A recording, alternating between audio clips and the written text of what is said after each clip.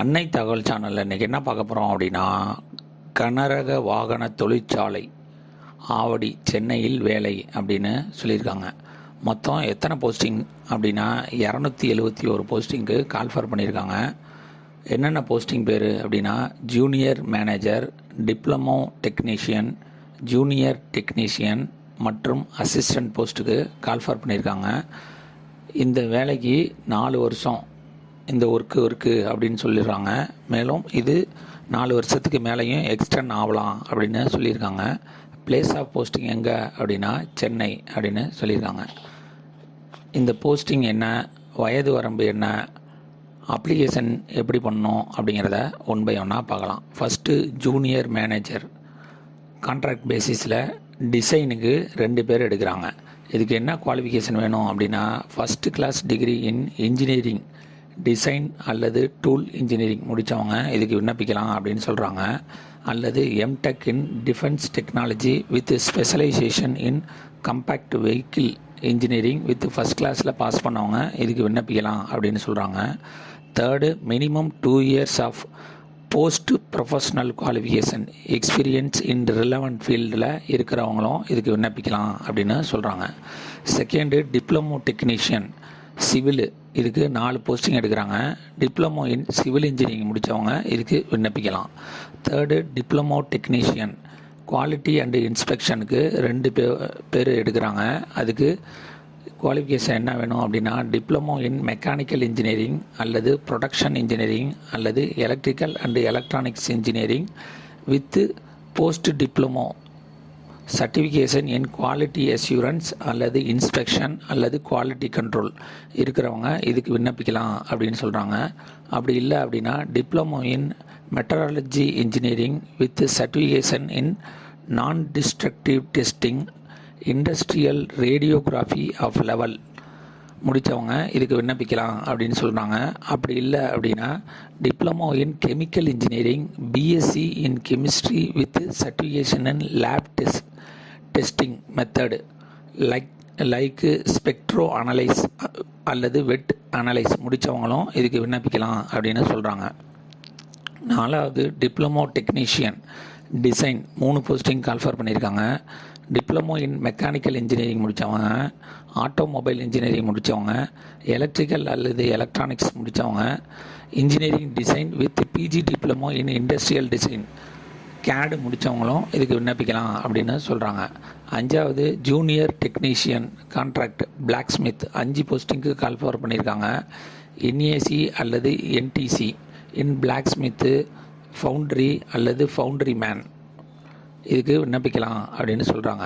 6வது, junior technician electrician 35 போஸ்டிங்க்கு call for பண்ணுறாங்க. என்ஏசி அல்லது என்டிசி சர்டிஃபிகேட்டு இன் எலக்ட்ரீஷியன் அல்லது பவர் எலக்ட்ரீஷியன் முடித்தவங்க இதுக்கு விண்ணப்பிக்கலாம். 7th, junior technician fitter electronics 10 போஸ்டிங்க்கு கால்ஃபர் பண்ணியிருக்காங்க. இது என்ஏசி அல்லது என்டிசி இன் எலக்ட்ரானிக்ஸ் மெக்கானிக் முடித்தவங்க இதுக்கு விண்ணப்பிக்கலாம் அப்படின்னு சொல்கிறாங்க. 8th, junior technician fitter general 69 போஸ்டிங்க்கு கால்ஃபர் பண்ணியிருக்காங்க.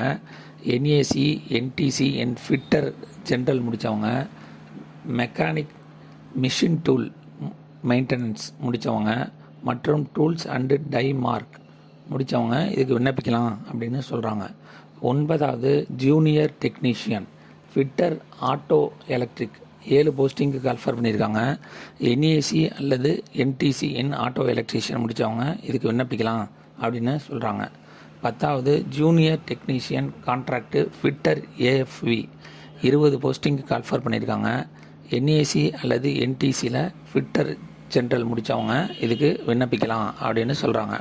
11, ஜூனியர் டெக்னீஷியன் மில் ரைட் 5 போஸ்டிங்க்கு கால்ஃபர் பண்ணியிருக்காங்க. என்ஏசி அல்லது NTC in millwright mechanic machine tool maintenance, mechanic advanced machine tool maintenance, mechanic mechatronics முடித்தவங்க இதுக்கு விண்ணப்பிக்கலாம் அப்படின்னு சொல்கிறாங்க. 12வது, junior technician machinist 40 posting call for பண்ணியிருக்காங்க. என்ஏசி என்டிசி இன் மிஷினிஸ்ட் முடித்தவங்க இதுக்கு விண்ணப்பிக்கலாம் அப்படின்னு சொல்லியிருக்காங்க. 13வது, ஜூனியர் டெக்னீஷியன் ஓஎம்ஹெச்இ 8 போஸ்டிங்க்கு கால்ஃபார் பண்ணியிருக்காங்க. இது 10th முடித்தவங்க மற்றும் டிரைவிங் ஹெவி லைசன்ஸ் 2 வருஷம் எக்ஸ்பீரியன்ஸ் இருக்கிறவங்க இதுக்கு விண்ணப்பிக்கலாம் அப்படின்னு சொல்லியிருக்காங்க. Heavy vehicles, crane operator, tractor extra அவங்களும் இதுக்கு விண்ணப்பிக்கலாம் அப்படின்னு சொல்லியிருக்காங்க. அதே மாதிரி என்ஏசி அல்லது NTC certificate in crane operation வச்சுருக்கவங்களும் இதுக்கு விண்ணப்பிக்கலாம் அப்படின்னு சொல்கிறாங்க. 14th ஜூனியர் டெக்னீஷியன் ரிகர் 5 போஸ்டிங்க்கு கால்ஃபார் பண்ணியிருக்காங்க. 10th முடிச்சிட்டவங்க மற்றும் 2 years experience in loading and unloading in a large இண்டஸ்ட்ரியில் ஒர்க் பண்ணவங்க இதுக்கு விண்ணப்பிக்கலாம் அப்படின்னு சொல்லியிருக்காங்க. 15 ஜூனியர் டெக்னீஷியன் பெயிண்டர் என்ஏசி அல்லது என்டிசியில் பெயிண்டர் சர்டிஃபிகேட் வச்சுருக்கவங்க இதுக்கு விண்ணப்பிக்கலாம் அப்படின்னு சொல்கிறாங்க. 16 ஜூனியர் டெக்னீஷியன் வெல்டர் 50 போஸ்டிங்க்கு கால்ஃபார் பண்ணியிருக்காங்க. என்ஏசி அல்லது என்டிசியில் இன் வெல்டர் கேஸ் அல்லது எலக்ட்ரிக் முடித்தவங்க இதுக்கு விண்ணப்பிக்கலாம் அப்படின்னு சொல்கிறாங்க. கடைசியாக அசிஸ்டண்ட் லீகல் 1 போஸ்டிங்க்கு கால்ஃபார் பண்ணியிருக்காங்க. ஃபஸ்ட்டு கிளாஸ் 5 years எல்எல்பி முடித்தவங்க இதுக்கு விண்ணப்பிக்கலாம். அப்படி இல்லை அப்படின்னா கிராஜுவேட் வித் 3 years எல்எல்பி முடித்தவங்க இதுக்கு விண்ணப்பிக்கலாம் அப்படின்னு சொல்லியிருக்காங்க. மேலே சொன்ன எல்லா போஸ்டிங்க்கும் அதிகபட்சம் 28 வயசு இருக்கிறவங்க வரலும் விண்ணப்பிக்கலாம் அப்படின்னு சொல்கிறாங்க. 28 வயசுக்கு மேலே இருக்கவங்க விண்ணப்பிக்க முடியாது அப்படின்னு சொல்கிறாங்க. இது ஏஜ் ரிலாக்ஸேஷன் கொடுத்துருக்காங்க. எஸ்சி எஸ்டி கேண்டிடேட்டாக இருந்தாங்க அப்படின்னா 5 years ஏஜ் ரிலாக்ஸேஷன் உண்டு அப்படின்னு சொல்கிறாங்க. அதுவே ஓபிசி கேண்டிடேட்டாக இருந்தாங்க அப்படின்னா 3 years ஏஜ் ரிலாக்ஸேஷன் இருக்குது அப்படின்னு சொல்கிறாங்க. அதுவே ஃபிசிக்கலி சேலஞ்சு ஜென்ரல் மற்றும் எக்கனாமிக்கலி வீக்கர் செக்ஷன் கேண்டிடேட் இருந்தாங்கன்னா 10 வருஷம் ஏஜ் ரிலாக்ஸேஷன் உண்டு அப்படின்றாங்க. அதுவே ஃபிசிக்கலி சேலஞ்சு எஸ்சி எஸ்டி கேண்டிடேட்டாக இருந்தாங்க அப்படின்னா அவங்களுக்கு 15 வருஷம் ஏஜ் ரிலாக்ஸேஷன் இருக்குது அப்படின்னு சொல்கிறாங்க. அதுவே ஃபிசிக்கலி சேலஞ்சு ஓபிசி கேண்டிடேட்டாக இருந்தாங்கன்னா 13 வருஷம் ஏஜ் ரிலாக்ஸேஷன் உண்டு அப்படின்னு சொல்கிறாங்க. சேலரி எவ்வளோ அப்படின்னா ஜூனியர் மேனேஜர் டெக் அண்டு என்டிக்கு 30,000 கொடுக்குறோம் அப்படின்னு சொல்கிறாங்க. டிப்ளமோ டெக்னீஷியனுக்கு 23,000 கொடுக்குறோம். ஜூனியர் டெக்னீஷியனுக்கு 21,000 கொடுக்குறாங்க. கடைசியாக அசிஸ்டண்ட்டுக்கு 23,000 கொடுக்குறோம் அப்படின்னு சொல்லியிருக்காங்க. செலெக்ஷன் ப்ராசஸ் எப்படி நடக்குது அப்படின்னா இன்டர்வியூ ஃபஸ்ட்டு வைக்கிறாங்க. அதுக்கு அது இன்டர்வியூ அண்டு ட்ரேட் டெஸ்ட் அப்படின்னு வைக்கிறாங்க. அப்ளிகேஷன் ஃபீஸ் இது ஆன்லைன் மூலயமா பணம் கட்டுற மாதிரி இருக்கும். அந்த பணம் கட்டின ரிசிப்டோட அப்ளிகேஷனை வச்சு அனுப்பணும் அப்படின்னு சொல்லியிருக்காங்க. SC ST physically challenge ex service men female பெண்களுக்கு ஃபீஸ் கிடையாது அப்படின்னு சொல்லியிருக்காங்க. அதர் கேண்டிடேட்டுக்கு 300 ரூபா ஃபீஸ் அப்படின்னு சொல்லியிருக்காங்க. இந்த 300 ரூபா ஃபீஸு எப்படி கட்டணும் அப்படின்னா பேமெண்ட் ஆஃப் அப்ளிகேஷன் ஃபீஸ் 300ங்கிறத எஸ்பிஐ கலெக்ட் ஆன்லைனில் எஸ்பிஐ கலெக்ட் அப்படிங்கிற சைட்டில் போய்ட்டு பிஎஸ்யூ அதாவது பப்ளிக் செக்டார் அண்டர்டேக்கிங் அப்படிங்கிற ஆப்ஷனை செலக்ட் பண்ண சொல்கிறாங்க. அதுலேருந்து armed vehicle Nigam limited Tamil Nadu அப்படிங்கிறத செலக்ட் பண்ண சொல்கிறாங்க. அதில் பேமெண்ட் கேட்டகரி அப்படிங்கிறதுல HVF fixed tenure contract application fees அப்படிங்கிற காலத்தை கிளிக் பண்ணி 300 ரூபா பணத்தை கட்டணும் அப்படின்னு சொல்கிறாங்க. பணம் கட்டினதுக்கப்புறம் அந்த பணம் கட்டின ரிசிப்டை வச்சுக்கணும். அதோட இந்த சைட்டில் அப்ளிகேஷன் ஃபார்ம் ஒன்று கொடுத்துருக்காங்க.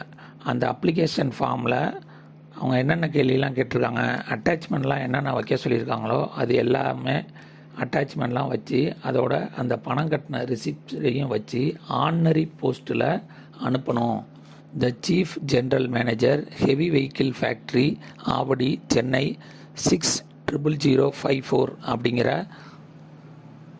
அட்ரஸ்க்கு அனுப்பணும் அப்படின்னு சொல்லியிருக்காங்க. அதே மாதிரி ஆர்டினரி போஸ்ட்டில் அனுப்புகிறப்ப மேலே name of the post applied அப்படிங்கிறதுல எந்த போஸ்டிங்கு நீங்கள் அப்ளை பண்ணுறீங்களோ அதையும் மென்ஷன் பண்ணணும் அப்படின்னு சொல்கிறாங்க. மற்றும் advertisement number HVF/FTC/RECT/2024/2 and post bag number 01 அப்படிங்கிறதையும் மென்ஷன் பண்ணி அனுப்ப சொல்லியிருக்காங்க. விண்ணப்பிக்க கடைசி நாள் 5/7/2024 அப்படின்னு சொல்லியிருக்காங்க. விண்ணப்பித்து வெற்றி பெற்று பணியில் சேருக. நன்றி, வணக்கம்.